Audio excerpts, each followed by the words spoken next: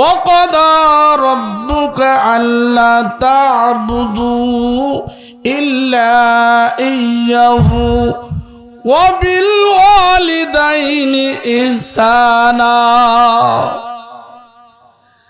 আল্লাহ তাআলা পবিত্র কালামুল্লাহ শরীফে বনি ইসরাইল সূরার ভিতরে ছোট্ট একটা আয়াতের অর্ধেক আল্লাহ তাআলা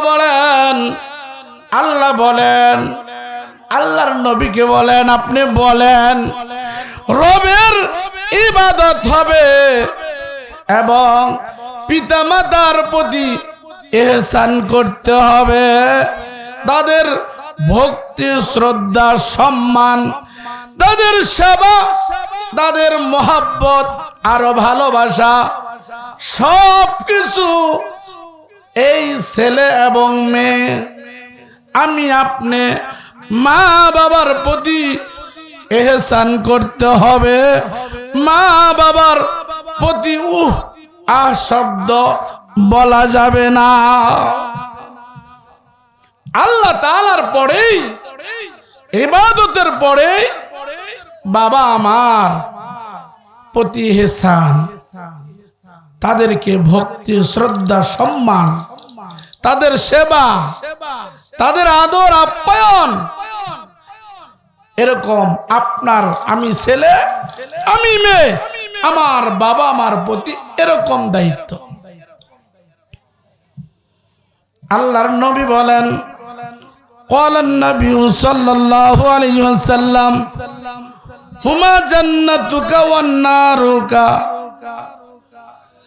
বিশ্ব নবী বলেন, বাবা মা তোমার জান্নাত, বাবা মা তোমার জাহান্নাম। বাবা মার সেবা করবা, বাবা মাকে ভালোবাসবা, বাবা মাকে মহব্বত করবা, বাবা মাকে সমস্ত ভালোবাসা উজাড় করে দিয়ে তাদেরকে মহব্বত করবা, তাহলে জান্নাতে যাবা। বাবা মার প্রতি যদি আপনার অসন্তুষ্টমূলক বাবা মাকে সেবা না করেন, বাবা মার কথা মতো যদি না চলেন, বাবা মার কথা যদি না শুনেন, তাহলে হুমা জান্নাতুকা ওয়ান নারুকা, জান্নাত তোমার বাবা মার জন্য আদর আপ্যায়ন করলে তুমি পাবা। বাবা মাকে সেবা করবা, বাবা মাকে ভক্তি শ্রদ্ধা করবা, তোমার জন্য জান্নাত। জোরে কোন সুবহানাল্লাহ। আর বাবা মার প্রতি যদি আপনি অসন্তুষ্ট হন, আপনার বোঝা হয়ে দাঁড়ায়, আপনি তাদের সাথে খারাপ ধারণা খারাপ ব্যবহার করেন, তাহলে আপনার জন্য জাহান্নাম। নাউযুবিল্লাহ। আল জান্নাতু তাহতা আকদামিল উম্মাহাত, আল জান্নাতু তাহতা আকদামিল উম্মাহাত। বাবা মার পায়ের নিচে, মায়ের পায়ের নিচে সন্তানের বেহেশত। জোরে কোন সুবহানাল্লাহ। আপনার আমি ছেলে আমি বাবা, আপনার পায়ের নিচে জুতা স্যান্ডেল, আর মায়ের পায়ের নিচে হলো জান্নাত। জোরে কোন সুবহানাল্লাহ। বন্ধুরা আমার, সেই মাকে যারা কষ্ট দিবা জাহান্নামে যাবা, সেই মাকে যারা ভক্তি শ্রদ্ধা সম্মান করবা জান্নাতে যাওয়া। আল্লাহর নবী বিশ্ব নবী মাদেরকে কত সম্মান দিয়েছেন, মাদেরকে কত ভক্তি করেছেন, শ্রদ্ধা করেছেন।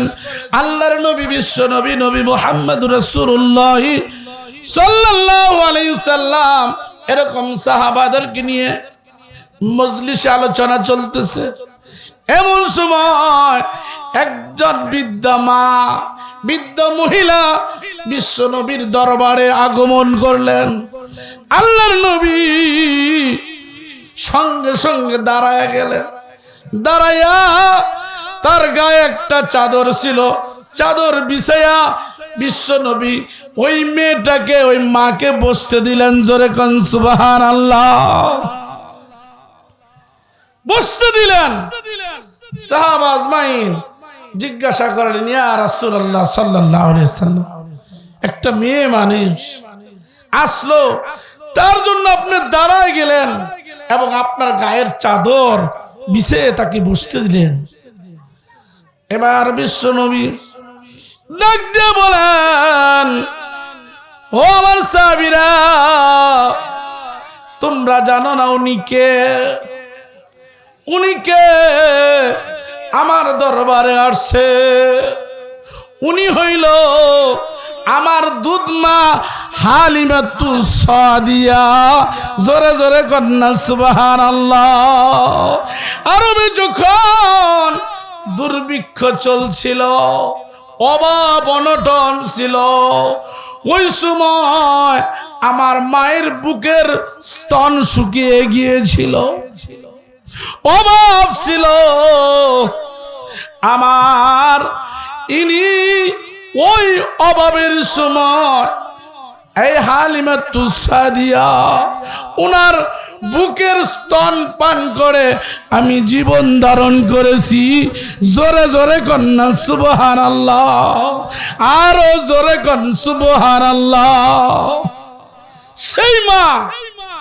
সেই মমতাময়ী মা একটা শব্দ কত মধুর। বন্ধুরা আমার, মায়ের ভালোবাসা জীবনে কোনোদিন শেষ হবে না, শেষ নাই। বাবার ভালোবাসা, দুনিয়ার সমস্ত মানুষ আপনার বিপরীত দিতে থাকতে পারে, বিরুদ্ধাচরণ করতে পারে, বাবা এবং মা কোনদিন আপনাকে বিরোধিতা করবে না, আপনাকে অভিশাপ দিবে না, আপনার জন্য দোয়া করতে থাকবে। জোরে জোরে কন্যা মারহাবা। সেই মা নিজে না খেয়ে, নিজে না পড়ে সন্তানকে খাওয়ায় না। বাবা নিজের নতুন জামা কাপড় পরিধান করে নাই, আপনাকে পড়াইছে। ঈদগাহ ময়দানে পুরানা কাপড় বাবা পরে ঈদগাহ ময়দানে গিয়েছে, মা পুরানা কাপড় পরে ঈদের আনন্দ উপভোগ করেছে, কষ্ট করেছে, পরের বাড়ি কাজ করে, পরের বাড়ি কাজ করে আপনাকে লেখাপড়ার যোগান দিয়েছে, আপনাকে লেখাপড়ার খরচ যোগাইছে। কথা ঠিক কিনা বন্ধুরা আমার? ও আমার বাবাজিরা, মুসলমান ইমানদার, ভালো করে শুনো। মক্কা মুআজ্জামায় বিশ্ব নবী মুহাম্মদুর রাসূলুল্লাহ সাল্লাল্লাহু আলাইহি সাল্লামের একজন উম্মত। এরকম ভাবে ওলিদের সম্রাট, অলিকুলের শিরোমণি হযরত আব্দুল কাদের জিলানী রাহমাতুল্লাহ আলাইহি, উনি মক্কায় কাবা গৃহে, কাবার চত্বরে হজরত পালন করতেছে।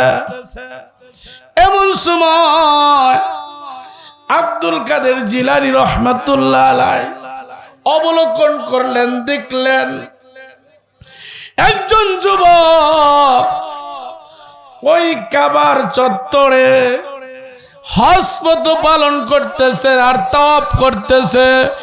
এই যুবকটা হাত নাই, পাও নাই। এই হাত নাই, পাও নাই, এই যুবক গড়াগড়ি দিয়া সাই করতেছে চতুর্দিকে কাবায় হজরত পালন করার জন্য। এই যুবক গিয়েছে।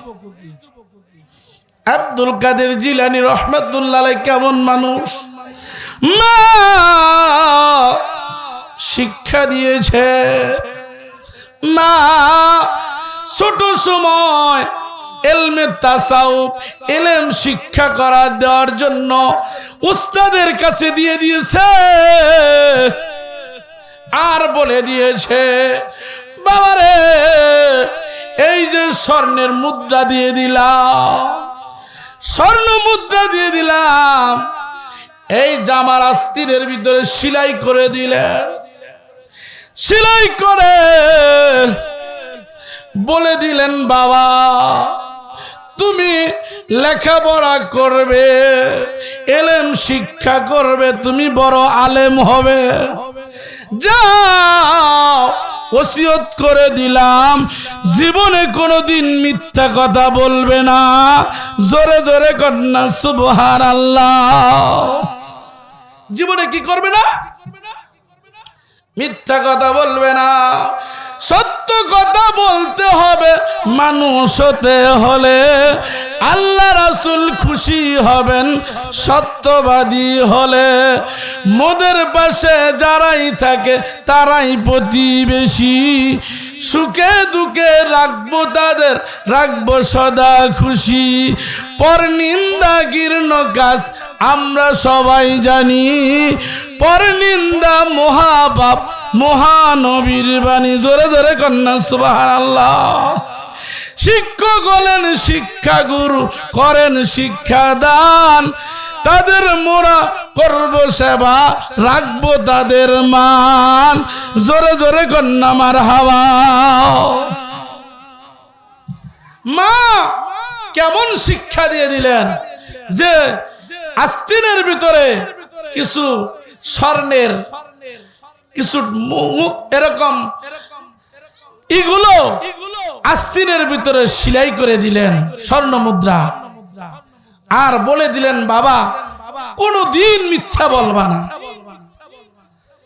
এবার রাস্তায় ঘটনাক্রমে ডাকাতের দল, সে যেখানে গিয়েছিলেন অনেক লোক ছিল, সবাইকে আক্রমণ করেছে, সকলের মালামাল লুণ্ঠন করেছে, সব কিছু নিয়ে নিয়েছে ডাকাতের দল। চলে যাবেন এমন সময় এই বালক, এই সুন্দর ফুটফুটে চাঁদের মতো একটা ছেলে, ছোট বালক, একে জিজ্ঞাসা করছে, বালককে জিজ্ঞাসা করছে ডাকাতের সর্দার, বলেছেন, ও যুবক বালক, তোমার কাছে কোনো কিছু আসেনি? সঙ্গে সঙ্গে উত্তর দিয়েছে, আমার কাছেও স্বর্ণ মুদ্রা আছে, এই যে নেন। সমস্ত কিছু মা যে দিয়েছিলেন স্বর্ণ মুদ্রা সব বের করে দিয়েছে। জোরে কন্যা সুবহানাল্লাহ। এবার ডাকাতের দল অবাক, হায় হায়, এই যুবকের কাছে, এই ছোট্ট বালকের কাছে এতগুলা স্বর্ণ মুদ্রা টাকা, আবার এই ছেলেটা মিথ্যা কথা বলতে পারত। ডাক কাছে আনলেন, বাবারে তুমি তো মিথ্যা কথা বলতে পারতা, তুমি তো মিথ্যা বলো নাই, তুমি এতগুলা স্বর্ণ মুদ্রা আমাকে দিয়ে দিলা, তুমি কি পারো আমাদের এই সিনাটা প্রশস্ত করে দিয়েছ, অন্ধ চক্ষুকে আলোকিত করে দিয়েছ, তুমি কি পারো আমাদেরকে ভালো মানুষ রূপান্তরিত করতে? জোরে জোরে কন্যা মারহাবা। এবার এই কথা শুনেন পুরা ডাকাতের যে দল, সমস্ত কিছু তারা, সমস্ত ডাকাতগুলো ভালো হয়ে আল্লাহর ওলি হয়েছিলেন। জোরে কোন সুবহানাল্লাহ। সেই মা, ওই আব্দুল কাদের জিলানী রহমাতুল্লাহ আলাইহি মা ওসিয়ত করে দিয়েছিলেন, জীবনে কোনোদিন মিথ্যা বলবে না। সেই কারণে দেখেন বড় পীর আব্দুল কাদের জিলানী রহমাতুল্লাহ আলাইহি, জোরে কোন আলহামদুলিল্লাহ। ও মা,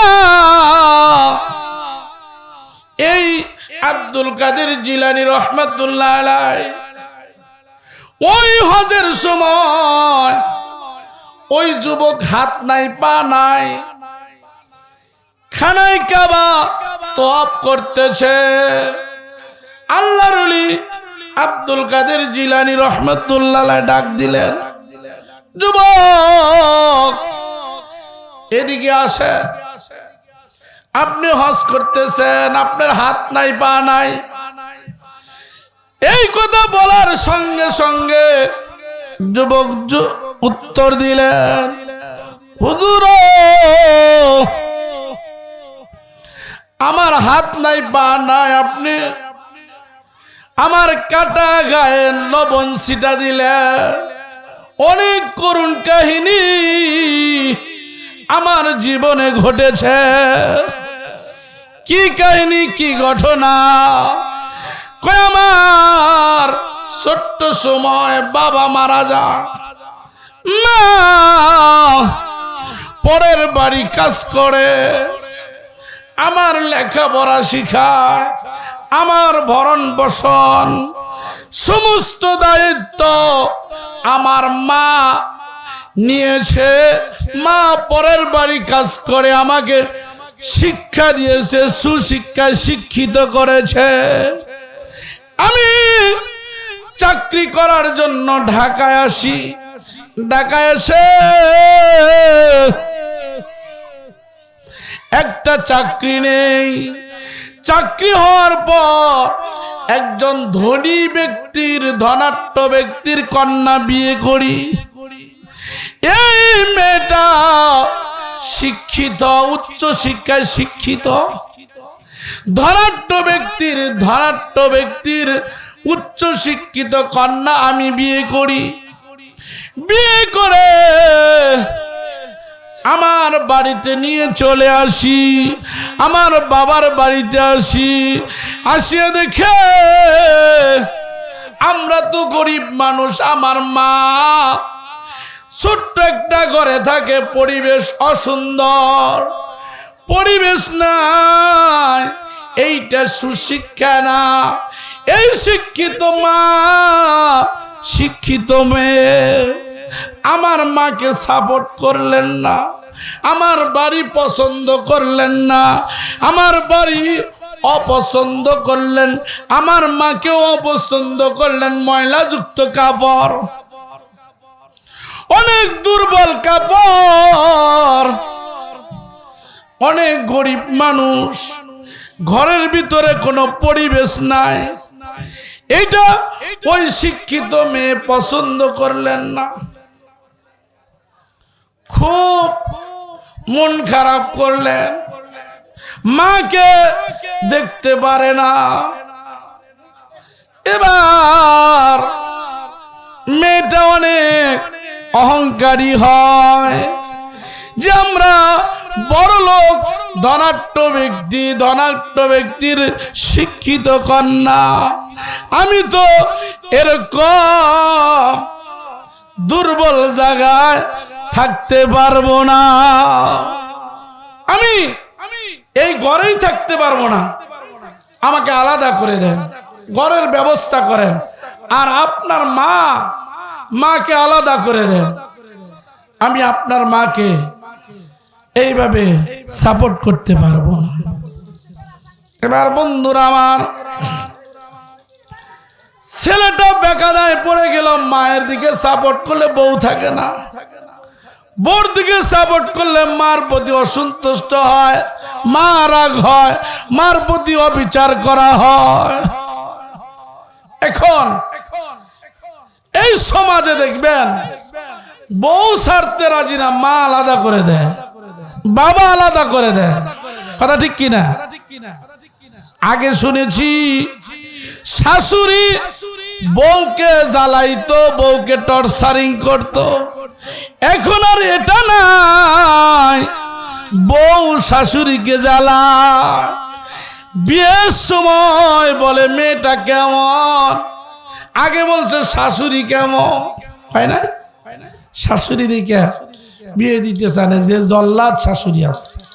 এখন তারা এখন বলেন কি যে এই মেয়েটা কেমন কেমন বংশের, মেয়েটা ভালো না মন্দ, এত আলোচনা লিখে সব এরকম বাঁশি বাজতেছে, খেলতেছে, কমিটি কই? বন্ধুরা আমার, ও বাবাজি,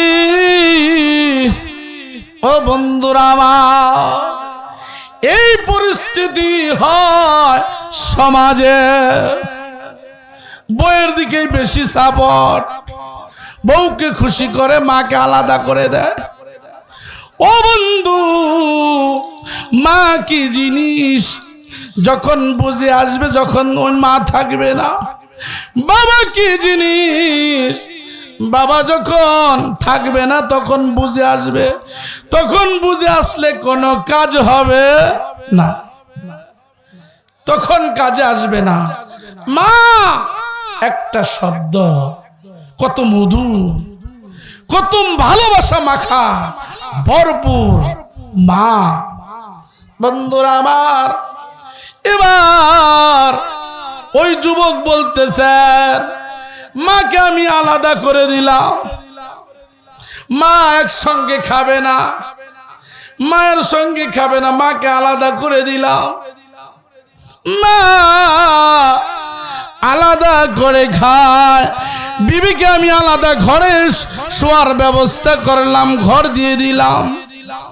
ঘটনাক্রমে টাকা বেশি উপার্জন করে আমি বিদেশে যাওয়ার জন্য নিয়ত করলাম। বিদেশ চলে যাব, অনেক টাকা কামাই করব, অনেক টাকা আনবো। এবার যুবক বিদেশ যাওয়ার জন্য নিয়ত করে দিলেন।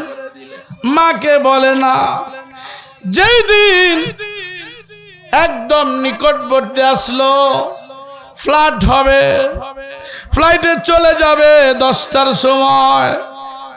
কোন একদিন তারিখ ঠিক হয়ে গেল, সে বিদেশে চলে যাবে, শেষবারের মতো মায়ের সাথে কথা বলবে।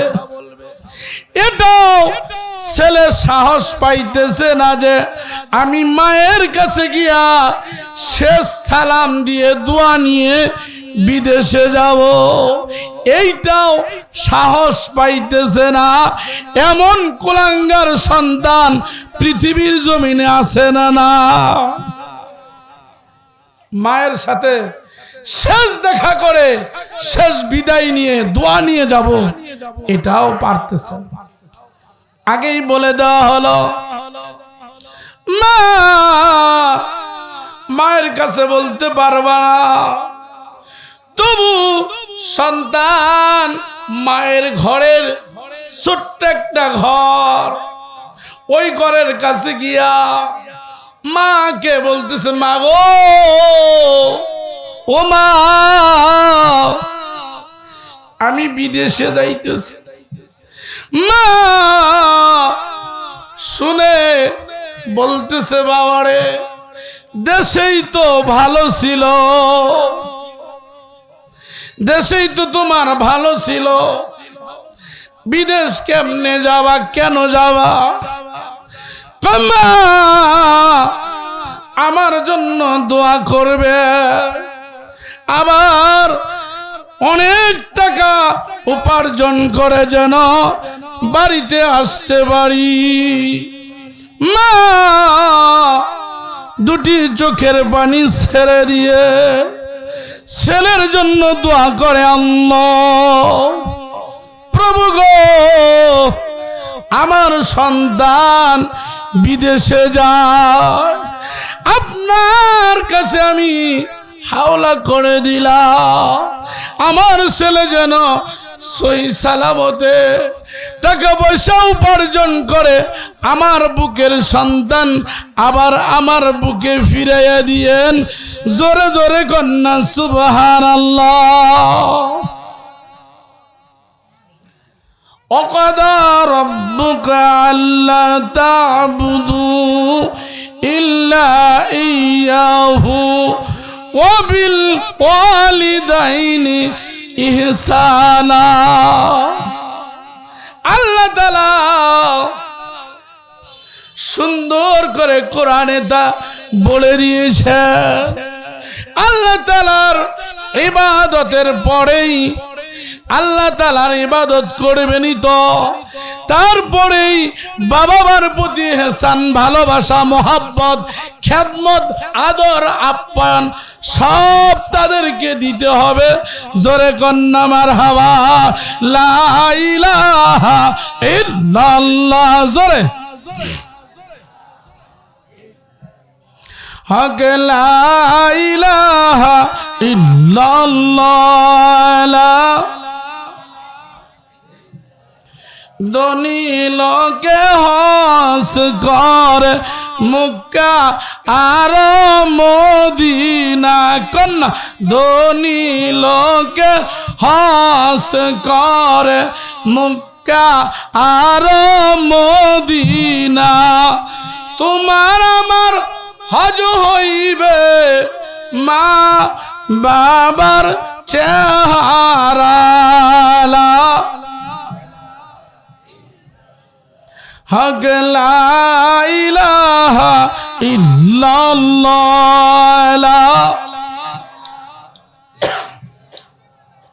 লা ইলাহা ইল্লাল্লাহ মুহাম্মাদুর রাসূলুল্লাহ সাল্লাল্লাহু আলাইহি ওয়াসাল্লাম। এবার এটা থামাই দেন, এই খেলাধুলা শুরু হয়েছে নাকি? কি করেন আলোচনার মধ্যে একবারে সমস্যা। এবার মার কাছে এই দোয়া নিলেন সন্তান। সন্তান বিদেশে চলে গেল আব্দুল কাদের জিলানী রহমাতুল্লাহর কাছে। এই যুবক বলতেছেন যে আমি মায়ের কাছে বিদায় নিয়ে দোয়া নিয়ে চললাম বিদেশে, 3 বছর বিদেশ করলাম। বিদেশ করার পর আমি দেশে ফিরে আসব, অনেক টাকা পাঠিয়েছি। মোবাইলের যুগ ছিল না। যখন সন্তান বিদেশে চলে যায় ওই সময় মেয়েটা, ওই ছেলের বিবি মাকে অনেক টর্চারিং করে, কষ্ট দেয়, খাইতে দেয় না। মা পরার বাড়ি কাজ করে নিজে খায়, পরের বাড়ি কাজ করে সারাদিন কাজ করে। মা একাই চলে, একাই সবকিছু পরিচালনা করতেছে। তার ছেলে যে টাকা পয়সা দেয় এই টাকা দেয় না, কোনো ওষুধপত্র এনেও দেয় না, মায়ের কোনো খোঁজ নেয় না। এবার হুজুর আমি যখন দেশে ফিরে আসি, বিবির কাছে বলা হয় না, ডাইরেক্ট বাড়িতে আসি। রাত্রিবেলায় এসে দেখি ঘরের দরজা বন্ধ। মায়ের কাছে আসবো না, বাবার কাছে, বিবির কাছে আগে যাবে। চিন্তা ফিকির করার পর বিবি সাহেবের ঘরের দরজায় লক করছে। ঘুমাইছো? ডাকতেছে বারংবার, কোনো আওয়াজ নাই। অনেক ডাকার পর মায়ের ঘরের কাছে গিয়েছে। মা ঘরের কাছে গিয়া দেখে মা ঘরে টিপ টিপ করে আলো জ্বলতেছে। এই আলো জ্বলতেছে, মা ঘুমায় নাই। মায়ের সাথে যে কথা বলবে গিয়া এটাও সাহস পায় না।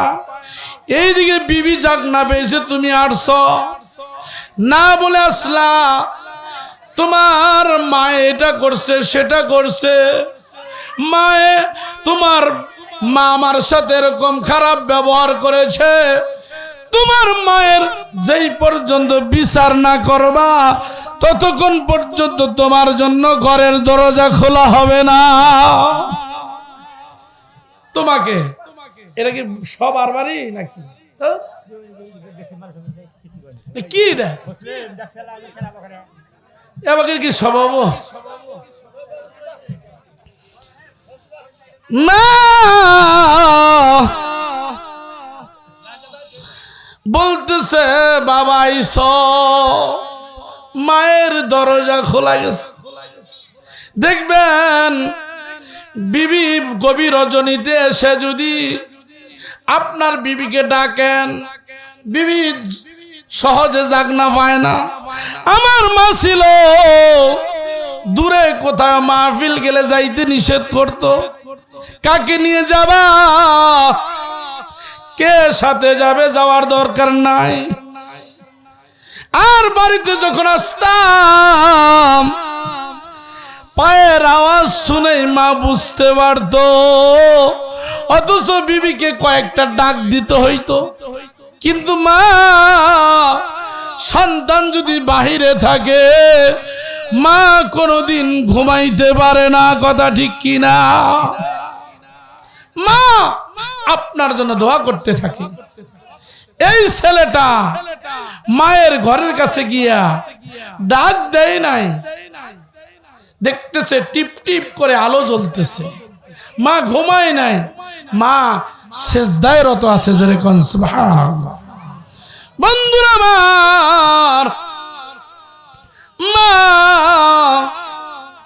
ঘুমায় নাই। এদিকে দেখিয়া বিবির ডাকছে, অনেক বিচার দিয়েছে, অনেক কথা বলে দিয়েছে, তোমার মা এটা করছে সেটা করছে। সব বিচার দেওয়ার পর মায়ের কাছে আসছে। মা এরকম ভাবে মার ঘরের কাছে গিয়া বিচার শুনিয়া বিবি এমন ভাবে পটাই নিছে স্বামীকে, এখন মাকে প্রহার করবে। রাগ গুসা হাতে নিয়েছে একটা বাঁশের, ওই যে আগে ডলনা দিয়ে দরজা দিছে না, ও ডলনা। বিবি সাহেব বলতেছে তোমার মা এটা করছে সেটা করছে, তোমার মাকে বিচার করো।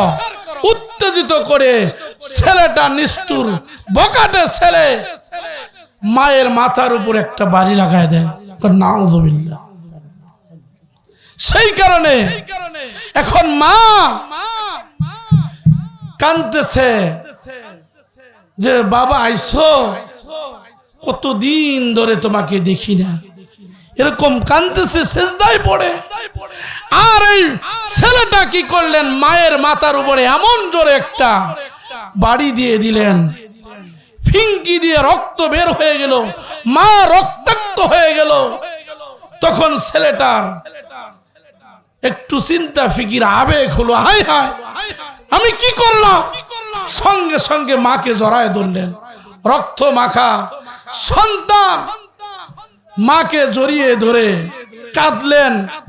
অল্পক্ষণের মধ্যেই বলতেছে মা, ডেকে বলতেছে বাবারে, তুমি এতদিন পরে বিদেশ থেকে জীবিত যে আমার কোলে ফিরে আসছো, এটাই আল্লাহর কাছে শুকরিয়া আদায় করি, এটাই আল্লাহর কাছে প্রশংসা করি। তুমি আমাকে মারলা, আমার কোনো দুঃখ নাই। তুমি বিদেশ থেকে যে ফিরে আসছো আমার বুকে, এটাই আল্লাহর কাছে প্রশংসা করি। জোরে জোরে কন্যা সুবহানাল্লাহ, আরো জোরে কন সুবহানাল্লাহ। মা প্রশংসা করতেছে, প্রশংসা করতে করতেই ছেলেটার কোলেই মা ইন্তেকাল করলেন। ইন্না লিল্লাহি ওয়া ইন্না ইলাইহি রাজিউন। মা মারা গেলেন আর ছেলেটার হুঁশ ফিরে আসলো। সমস্ত কিছু সকালবেলা মাকে দাপন করে সয় সম্পত্তি যা ছিল, হুজুর আমি সব কিছু সম্পদ আল্লাহ রাস্তায় ব্যয় করে দিলাম, আর বিবিকেও তালাক দিয়ে দিলাম। তালাক দিয়ে আমি হজরত মক্কায় হজ করার জন্য আসছি। শান্তি নাই, হজ করতেছি আমার শান্তি নাই, আবেগ হলো। এই হাত দ্বারা আমার মাকে পিটাইছি, মাথা ফাটাই দিয়েছি, মৃত্যুবরণ আমি নিজে করিয়েছি। হাত পাথর হাতে নিয়ে আমার হাতটা ছেঁচলাম, ডান হাতে ছেঁচলাম, শান্তি নাই, বাম হাতও ছেঁচলাম, ছিঁড়ে ফেলে দিলাম, তবু শান্তি নাই। ডান পা পাথর দিয়া আঘাত করে ছিঁড়ে ফেললাম, শান্তি নাই। বাম পাও পাথর দিয়ে শেষে ছিঁড়ে ফেললাম, কোনো শান্তি নাই। হুজুর আমার কোনো শান্তি নাই, আমার শান্তি কেমনে ফিরে আসবে? সেই কারণে আমি হাত এবং পা আমি শেষ করে দিয়েছি। যেই হাত দ্বারা পাও দ্বারা আমার মাকে আঘাত করেছি, এই হাত পৃথিবীর জমিনে রাখবো না। ভেবেছি আমার শান্তি ফিরে আসবে, আল্লাহ আমাকে মাফ করে দিবে, কিন্তু হুজুর আমার শান্তি নাই। কয় বাবারে যুবক, তুমি যে অন্যায় করেছ, তোমার মাকে আঘাত করেছ, মাকে অসম্মানিত করেছ, মাকে পিটাইছ, তোমার জীবনে কোনোদিন শান্তি হবে না। হজ করলে কি হবে? মক্কার ইমাম হইলেও তোমাকে আল্লাহ ক্ষমা করবে না। কি করতে হবে? তুমি বাড়িতে চলে যাও, বাড়িতে গিয়ে তোমার মায়ের কাছে গিয়া মায়ের কবরের সম্মুখে দাঁড়াইয়া সূরা ফাতিহা, সূরা ইখলাস, দরুদ শরীফ পড়ে তোমার মায়ের কবরের কাছে গিয়া দোয়া চাও, দোয়া করো, তোমার মাকে খুশি করো। তোমার মা যদি খুশি হয়ে যায়, আমার আল্লাহ খুশি হয়ে যাবে। জোরে কন্যা সুবহানাল্লাহ। আমার আল্লাহ, আল্লাহ তাআলা রাজি এবং খুশি হয়ে যাবে, আল্লাহ তোমাকে মাফ করে দিবে। জোরে কন্যা সুবহানাল্লাহ। তখন আল্লাহর ওলি আব্দুল কাদের জিলানী রহমাতুল্লাহ আলাইহির কথা মতো যুবক বাড়িতে এসে মায়ের কবরের সম্মুখে দাঁড়াইয়া যা সে পড়তে পারে জানে, সব কিছু আমল করে আল্লাহর কাছে ক্ষমা চায়। ক্ষমা করলে আল্লাহ তাআলা করবেন। মা যদি রাজি এবং খুশি হয়ে যায়, আল্লাহ তাআলা রাজি খুশি হবে। জোরে কোন সুবহানাল্লাহ।